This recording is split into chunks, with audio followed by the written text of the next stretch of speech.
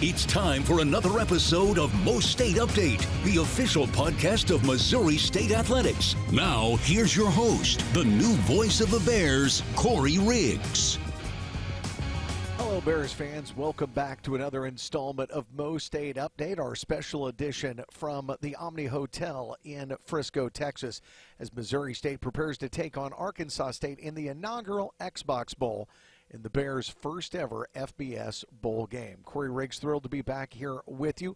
We have got a great MoState update lined up for you again today. We've been recording interviews throughout the day.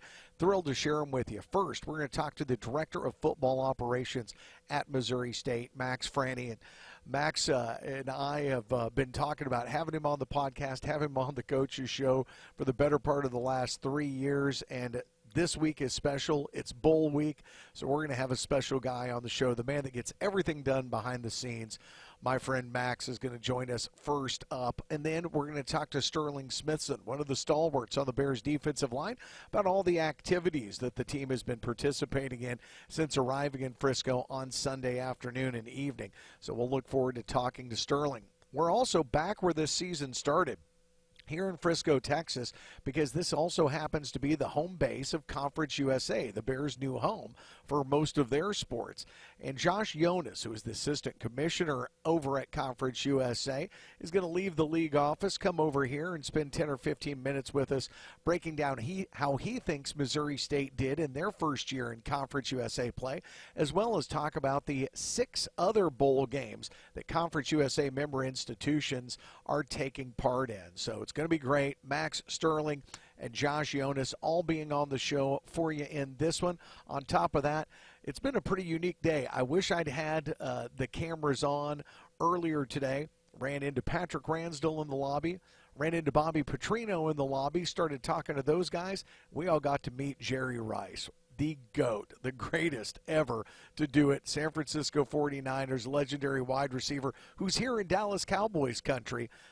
Unfortunately, he did not agree to do the podcast, but wasn't for a lack of trying. So stay right there. We're going to take a quick break. When we come back, we will talk to Max Franey about all things Missouri State football logistics as this bowl preview special continues. Thank you for watching MoState Update.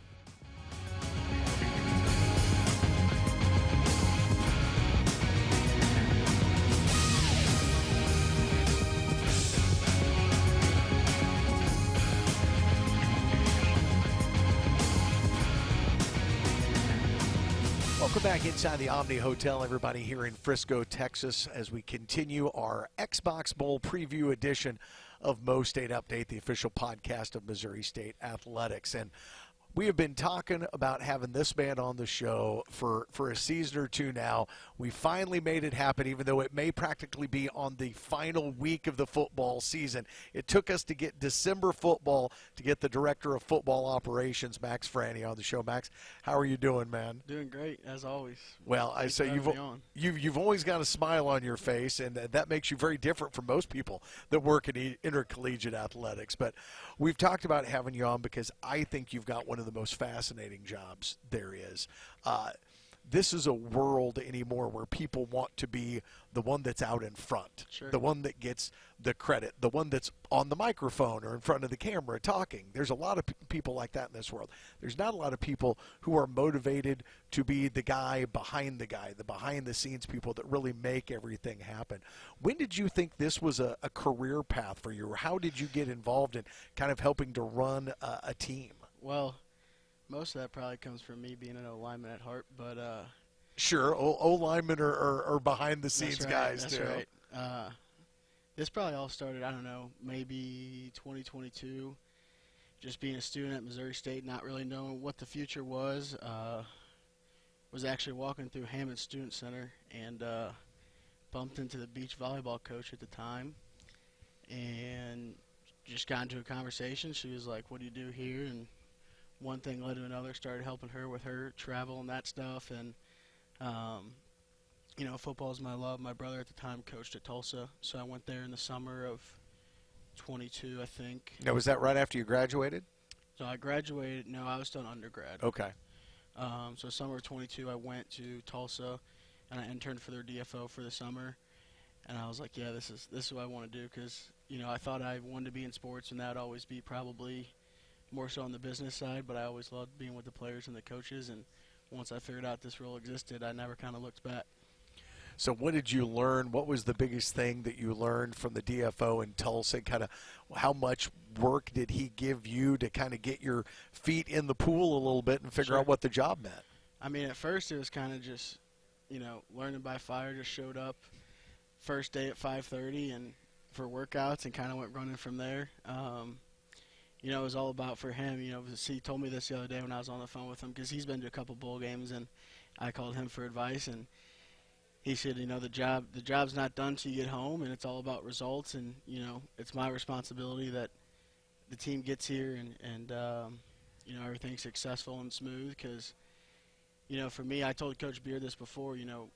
I may not help the team win directly on the field, but I feel like my job's important as the week transpires to help us win and get here and no hiccups and keep the guys focused on the main goal. So, that summer kind of showed me that I can be involved in football and my passion, and still be around the game and help in different ways. So.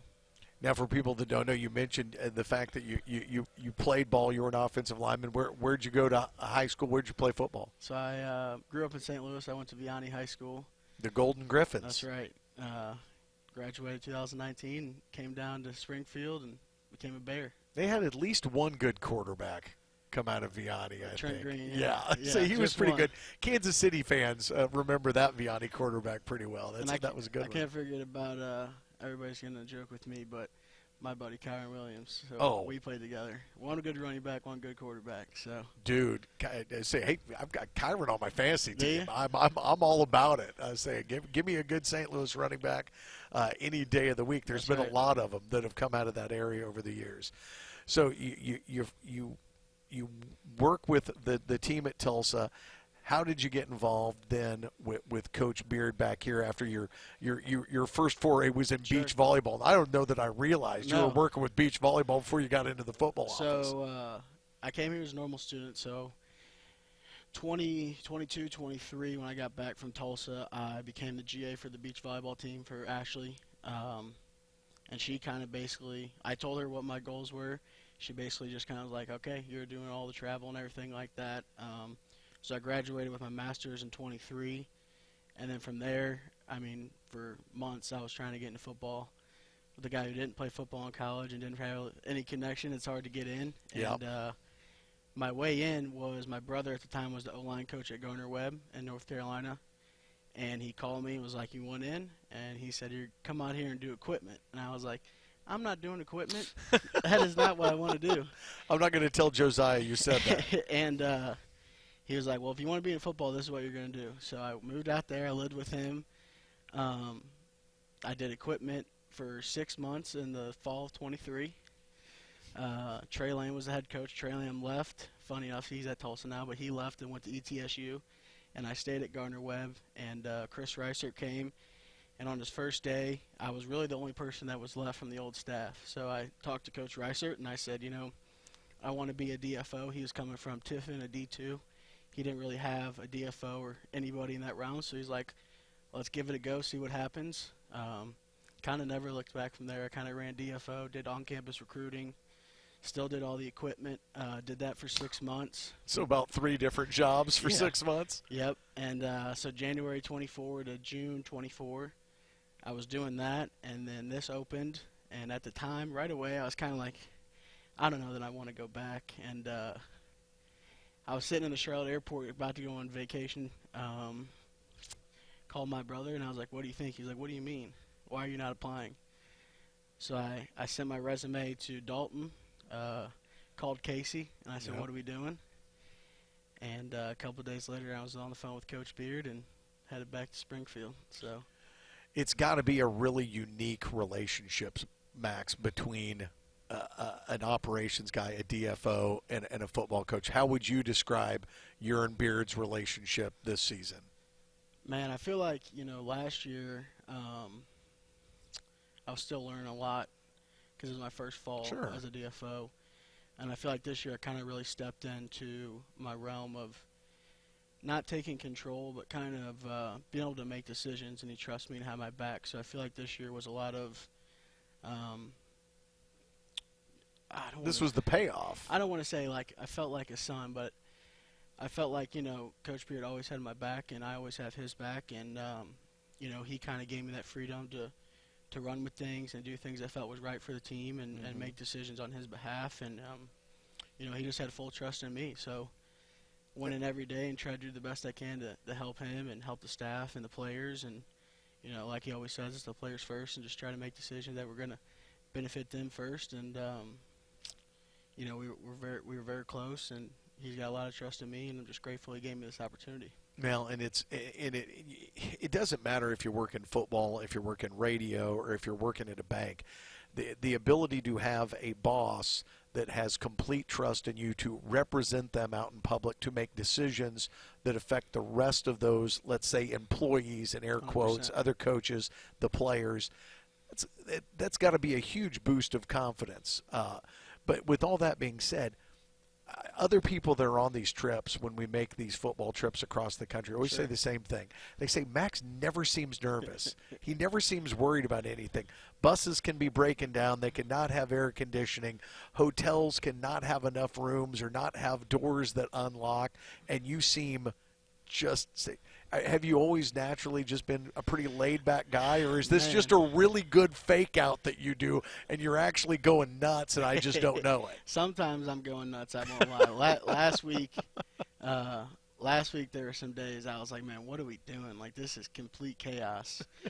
But for the most part, going back to Tulsa and Ravi, Ravi always – first thing he told me is, DFO, don't freak out. Like, if you're freaking out, everybody else is going to freak out. Yeah. So when things go wrong, just – be composed, be calm, kind of be in the moment, understand what's going on, and just, make a decision from there. And, when you feel the decision is right, just go with it. And, for the most part, that's going to lead you the right direction. But if you're nervous and acting like things are going haywire, everyone else is going to start being nervous and freaking out. So that's what I tell everybody all the time. DFO, don't freak out. Don't freak out. I'd never heard you say that before. That's a good one. I'm gonna remember that one for a long time. That one's gonna stick with me. Favorite part of the job, least favorite part of the job? Man.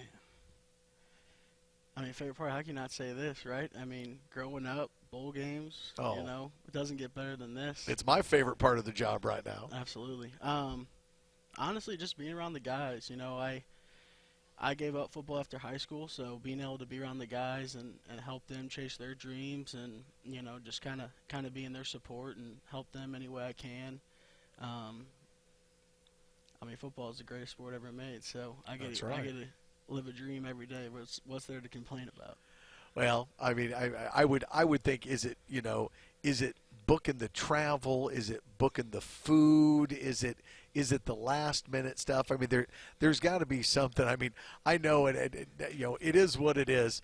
But that trip to Lynchburg, I mean, God love them. We beat Liberty, and it was a great trip. We went 1-0 that week, and that was the most important thing. But there's got to be moments like that, experiences like that age you in this job. Honestly, the hardest part for me, and I say this all the time, is I'm such a perfectionist. I want to be so in control of every decision that happens. And most of this job is putting your trust in people. You have no idea who they are, and they execute their jobs. Yeah. And then when you don't, it makes you not look the best. So the hardest part for me is trusting other people to lock in and execute what I need them to do. Well, I know you've been doing stuff all season long that goes toward the logistics of moving this team around, moving equipment around, having hotels, food, everything planned out to the minute. But I know you didn't do it alone either. Who helped you on the staff this year? Yeah. Jack Touchton, my GA, kind of my right-hand guy, helped me get a lot of things done behind the scenes. Not a lot of people know. They think I do it all. But Jack is a huge support. He helps me with a lot of the day-to-day stuff, a lot of the getting the itineraries together, helping make decisions on what we're going to feed the guys, what we're going to do, when we're going to do it. And also Lauren as well. She came in about in the summer. I'd worked with Lauren on baseball before in the spring. And she's been awesome help for Jack and I as well, just kind of taking some of those little duties off our plate and helping with recruiting as well. Sometimes it's not bad when you got to decorate the room to have Lauren involved with recruiting. Before I'm guessing the room looks a lot nicer if she does it versus you and Jack. 100%. That's not a lie. So, but no, those two have been tremendous this year, and all the credit goes to them. I mean, they've been every step of the way. They've been right there, answering every phone call, every text I need them to do. So I'm very grateful for both of them. Well, I got to tell you, I'm very grateful for you. I go back to dealing with DFOs and ops people under Randy Ball when he was the head coach here, under Terry Allen when he was the head coach, Steckel, Bobby Petrino, and then Ryan Beard. And I've never seen anybody do it as well and almost as flawlessly as you have done it.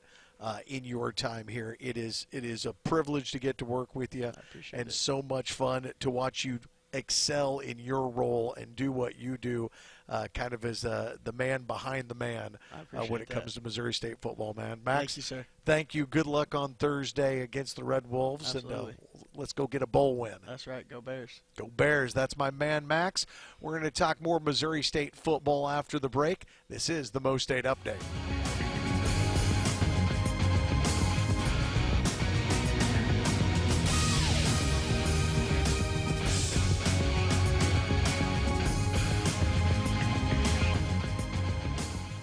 We are back at it here with MoState Update. This is the Xbox Bowl edition coming to you from Frisco, Texas, and the Omni Hotel just outside the Star, where the Bears will take on the Arkansas State Red Wolves Thursday night at 8 o'clock.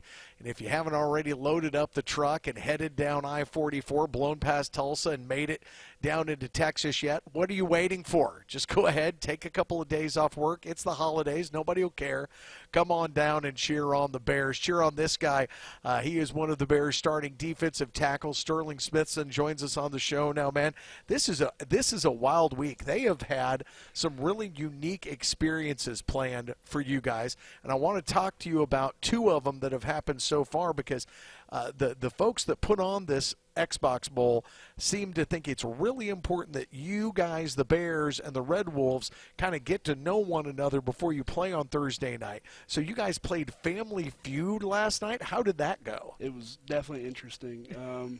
The first round they swept, so I was a little worried at first, but we rallied in the second and third and ended up winning all 2 rounds. So now, obviously, you can only have a few guys playing. So who did the team decide needed to be up there for Family Feud? So I know Jacob was up there. We Jacob had Clark. Jacob up there. We had McGuire. We had Cash Hudson. Trying to think who else was up there. I think Stu McDonald. Stu was up there, and one more. There's at least one more up there, but so they got down early, but rallied like you guys have done a lot this season on the football field, yes. And came back and got the win. Yes. So you won Family Feud last night. That did not go as well today with something that I have never heard of before. What did you know about the and I think it's bowling, so it's fowling? It's football bowling, and I thought that the event planners were just throwing a thing for us and they were going to set it up in a random warehouse, but turns out it's an actual thing. They have a whole football, bowling, fowling arena, and we went over there, and I wasn't the best at it, I can tell you that much, so...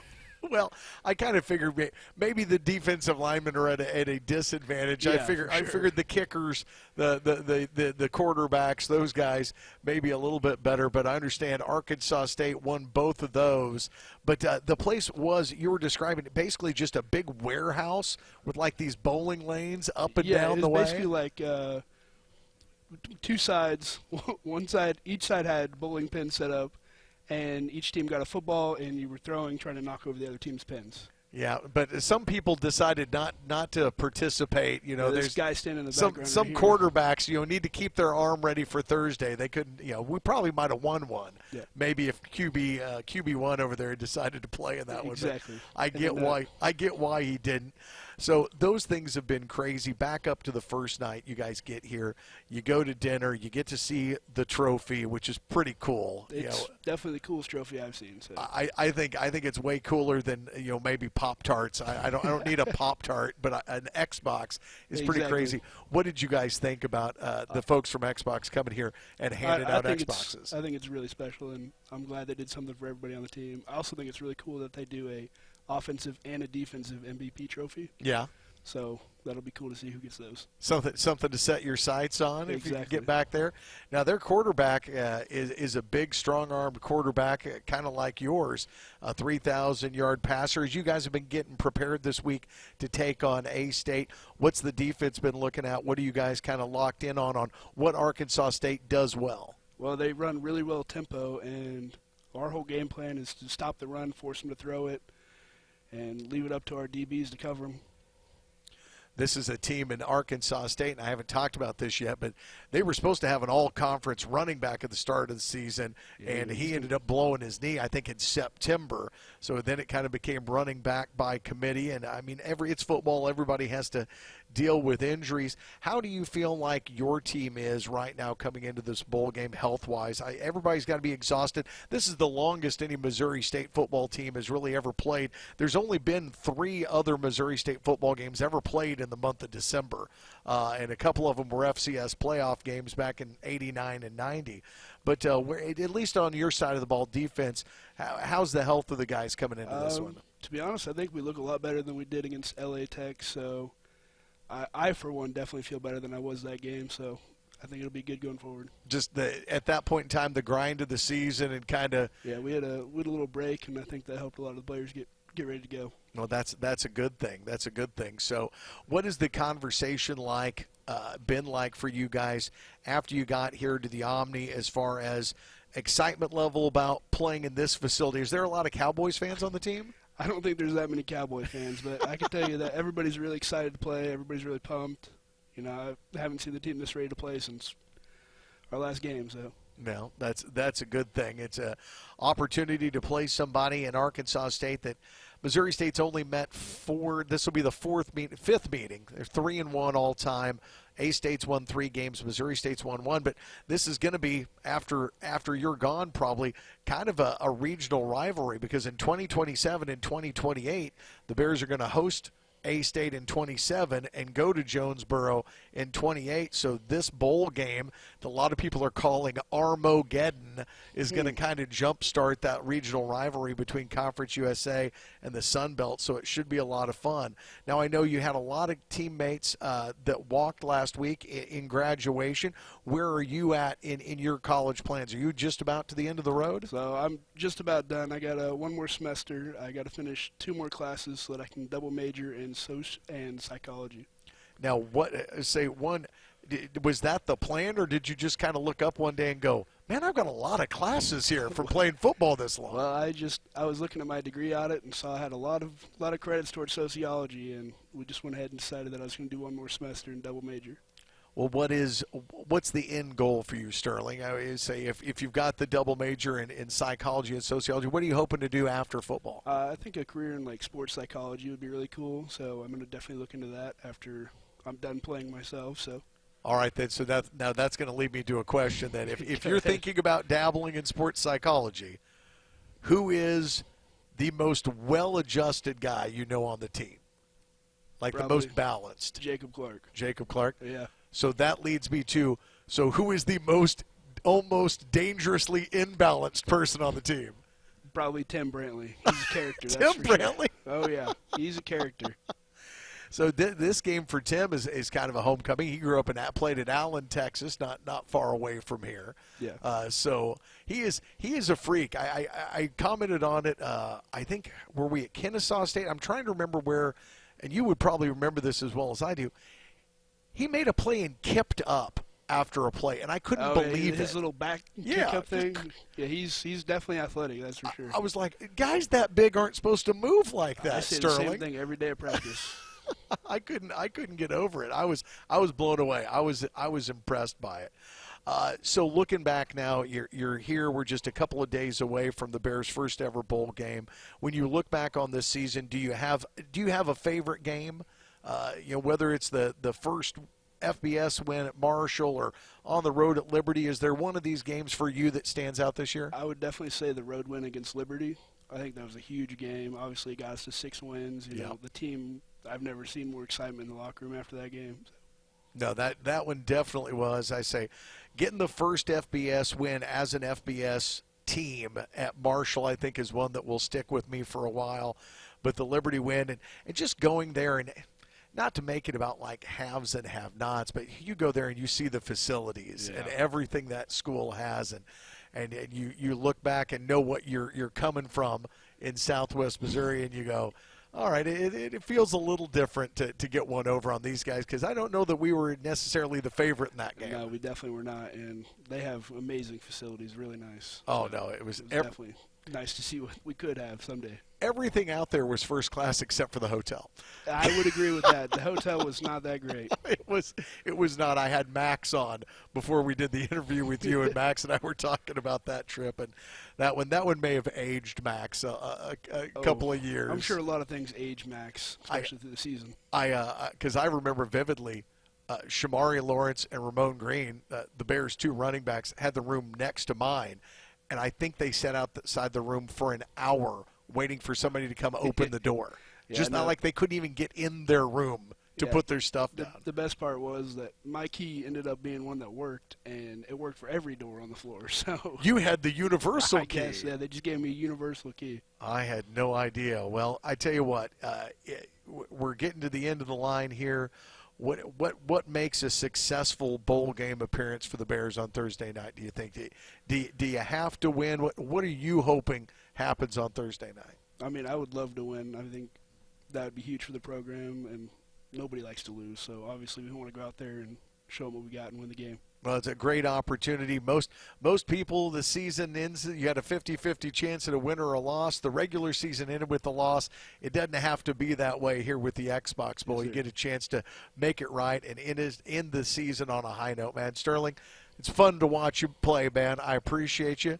That is Sterling Smithson, one of the Bears' defensive tackles. We are going to come back and have more MoState Update here in just a minute.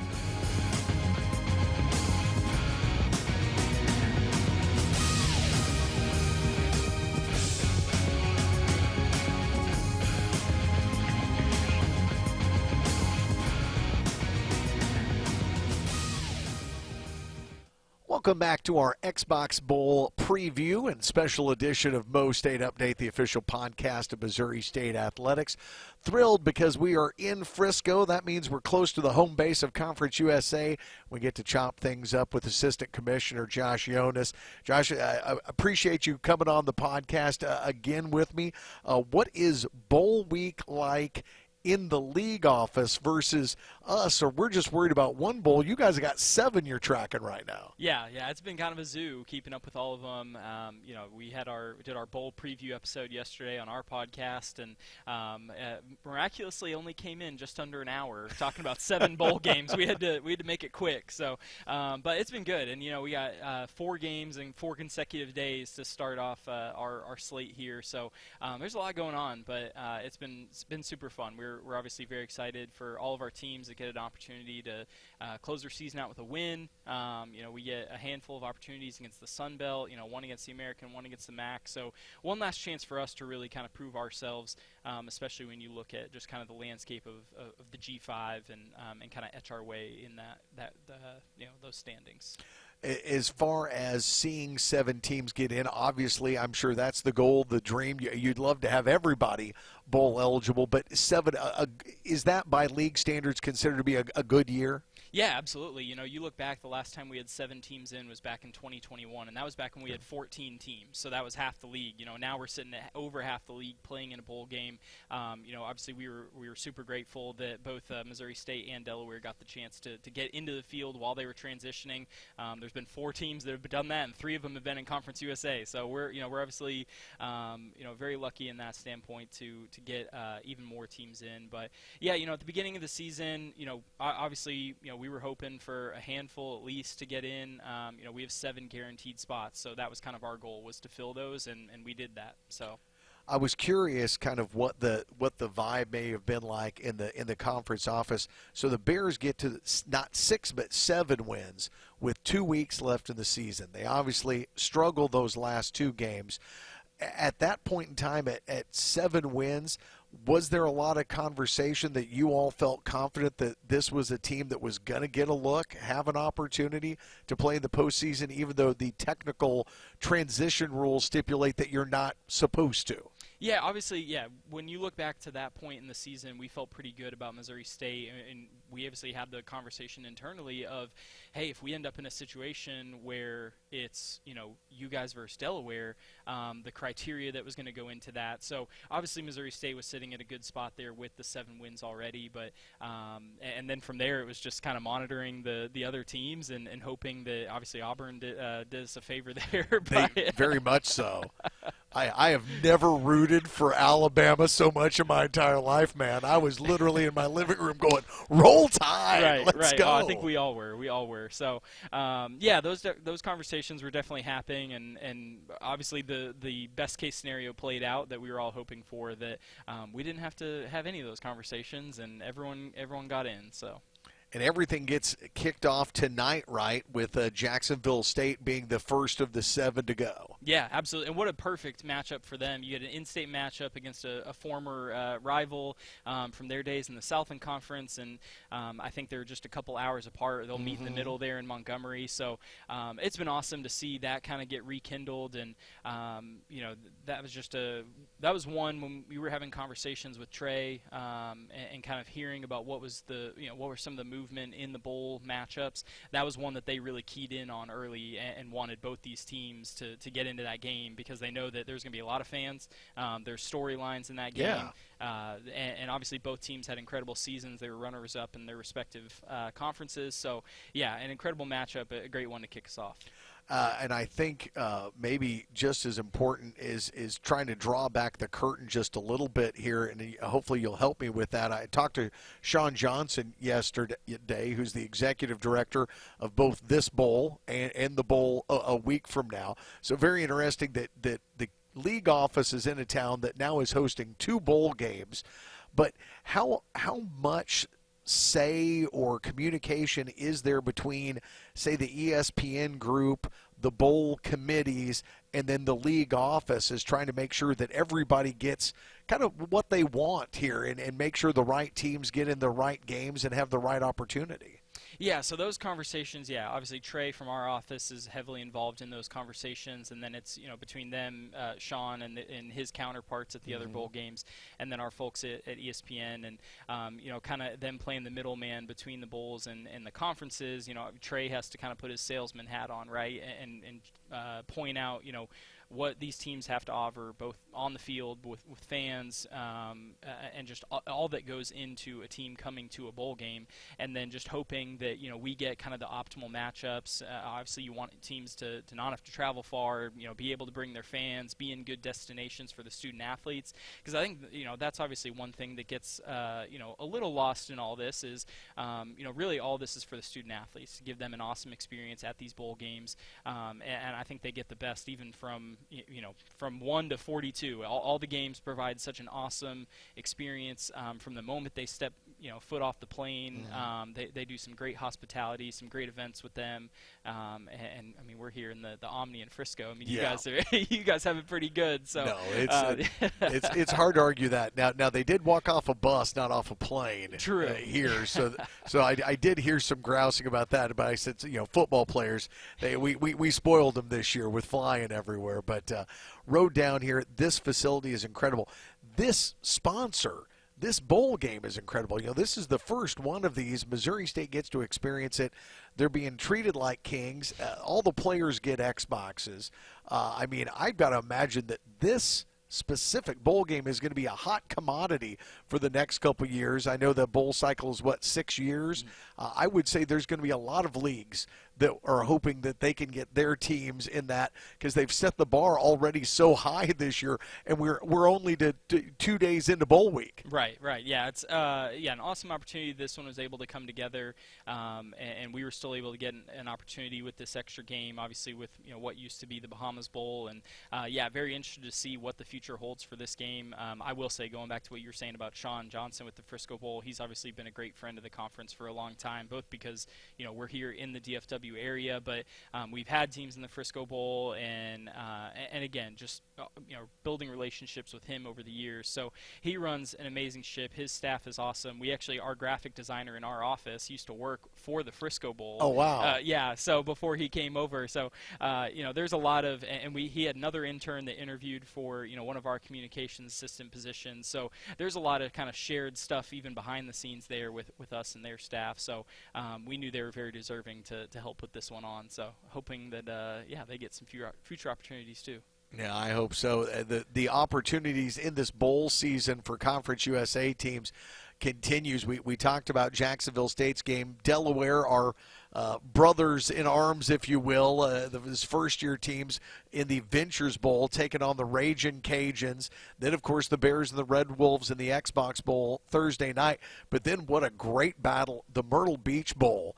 You end up with Western Michigan and Kennesaw State in a conference champion bowl game. Yeah, and that was one, we talked about this on our bowl preview show yesterday with Trey, is that's one of the things that they really look for when you look at some of these other games with the G5 champions, is really pitting them together, because those provide some of the best opportunities. Again, going back to my point of us kind of jockeying for, that best conference. Yeah. You have champion against champion. I mean, that's the best way to do it, right? And so, we saw that last year with Jack State and Ohio playing in the Cure Bowl.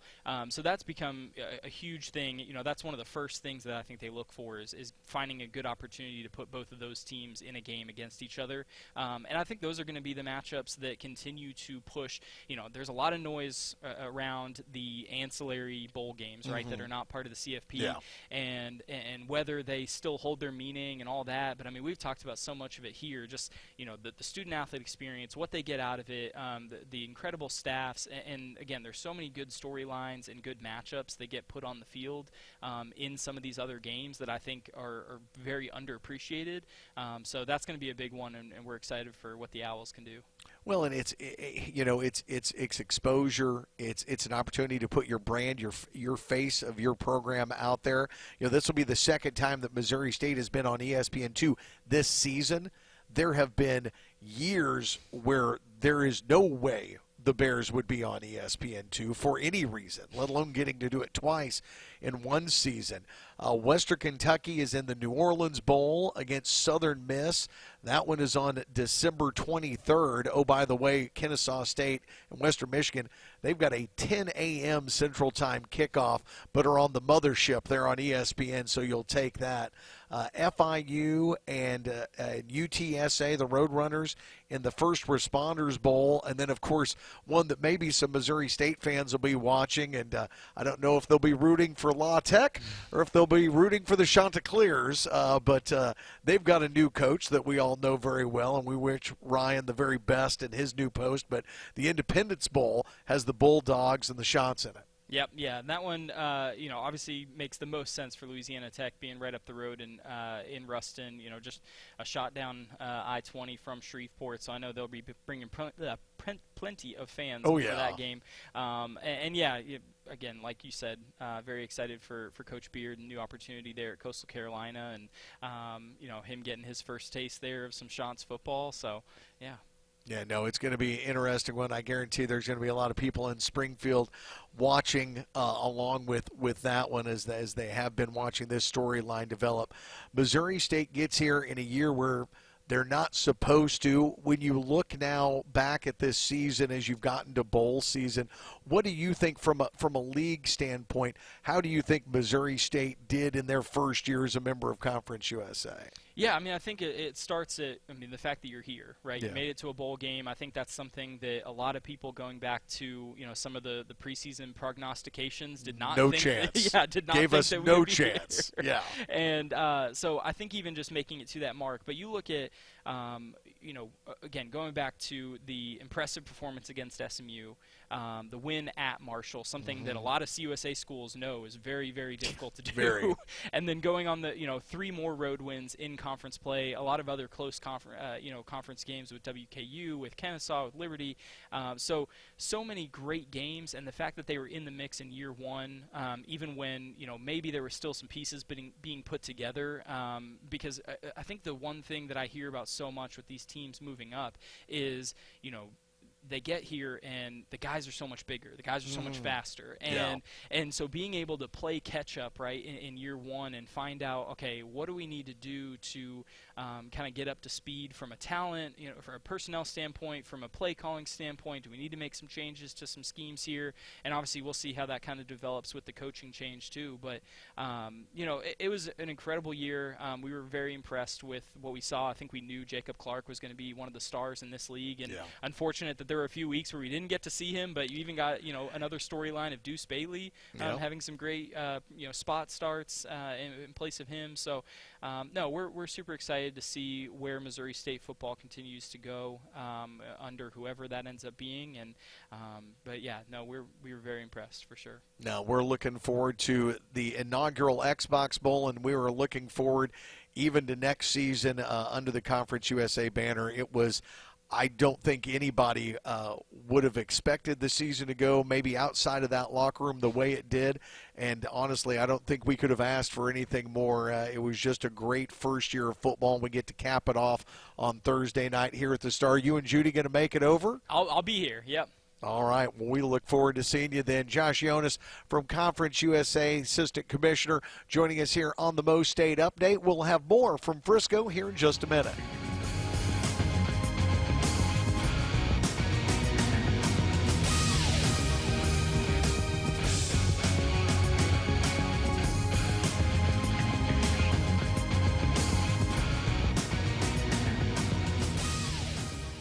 Well, we've run out of time again in another installment of MoState Update on the road in Frisco, Texas, as we prepare for the inaugural Xbox Bowl.